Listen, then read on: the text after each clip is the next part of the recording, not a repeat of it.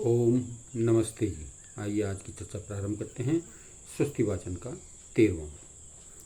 ओम येभ्यो होत्रां प्रथमा माये जे मनु समिद्धाग्निर्मनसा सप्तहोत्रिभिः त आदित्या अभयं शर्म यच्छत सुगान कर्त सुपथा स्वस्ति। अर्थ करते हुए कहते हैं, येभ्य जिन आदित्य ब्रह्मचारियों के लिए समिद्धाग्निर्मनु अग्निहोत्री मनसा मन से सप्तहोत्री भी 7 ज्ञानेन्द्रियों द्वारा प्रथमाम होत्रा मुख्य यज्ञ को आयोजे करते हैं।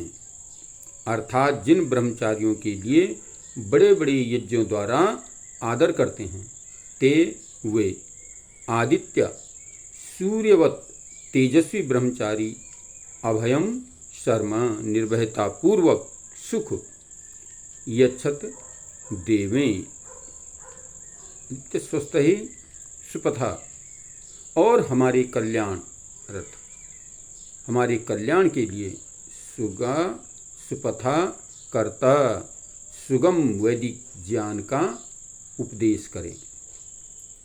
इस मंत्र में कहा गया है कि जो ब्रह्मचारी हैं, आदित्य ब्रह्मचारी हैं, उनकी सेवा उनकी पूजा करनी चाहिए, क्योंकि वो चारों वेदों के ज्ञाता बन जाते हैं।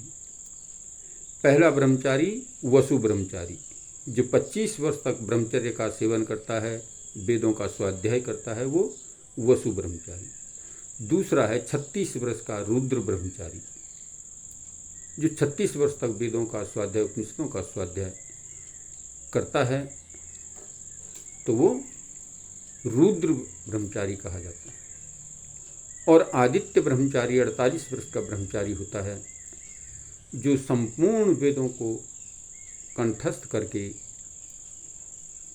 समस्त मानव मात्र के कल्याण के लिए कार्य करता है, वो आदित्य ब्रह्मचारी कहा जाता है। तो कहा, इस प्रकार के आदित्य ब्रह्मचारी जिनके लिए बड़े बड़े यज्ञ किए जाते हैं, बड़े बड़े यज्ञों के द्वारा उनका आतिथ्य और सत्कार किया जाता है, ऐसे ब्रह्मचारी हमारे लिए क्या करें?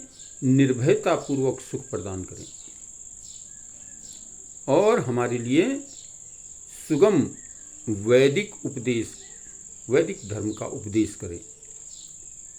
वेदों के अनुसार सुगम यानी जो सरल मार्ग है, ऐसा हमारे लिए उपदेश करें, ताकि हम अपने जीवन को सफल और सार्थक कर सकें।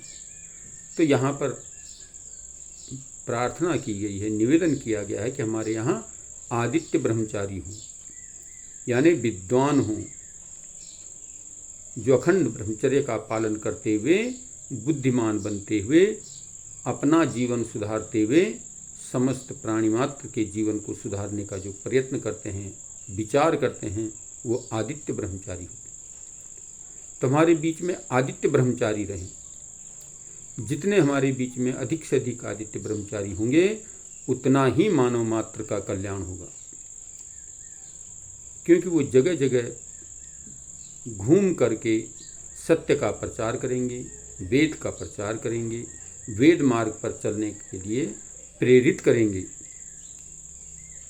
तो इससे जो है समस्त मानव जीवन का कल्याण हो जाएगा। तो इस मंत्र में ये निवेदन किया गया है कि आदित्य ब्रह्मचारियों की सेवा की जाए, पूजा की जाए, उनका सत्कार किया जाए, ताकि उनको देख करके और भी जो है आदित्य ब्रह्मचारी बने, हमारे मध्य में आदित्य ब्रह्मचारी हों, जो वेदों को जान करके, उनका ज्ञान प्राप्त करके सबको जो है ज्ञान बांटने का प्रकाश सूर्यवत, यहाँ पर कहा गया आदित्य सूर्यवत, यानी सूर्य के समान। जिस प्रकार से सूर्य उगते ही समस्त पृथ्वी पर प्रकाश कर देता है, ठीक इसी प्रकार से आदित्य ब्रह्मचारी, इस पर आदित्य की उपमा दी गई है कि जो सूर्यवत तेजस्वी बन जाता है, सूर्य के समान ओज और तेज अपने जीवन में धारण कर लेता है, वो फिर उसके जीवन में स्वयं अंधेरा नहीं होता और संपूर्ण विश्व को जो है प्रकाशित करता है, मानव मात्र को प्रकाशित करता है। इसलिए कहा गया यहाँ पर कि हमारे मध्य में आदित्य ब्रह्मचारी हों। आदित्य ब्रह्मचारियों का हम जो है पूजा करें, उनकी सेवा और शुश्रूषा करें, सत्कार करें।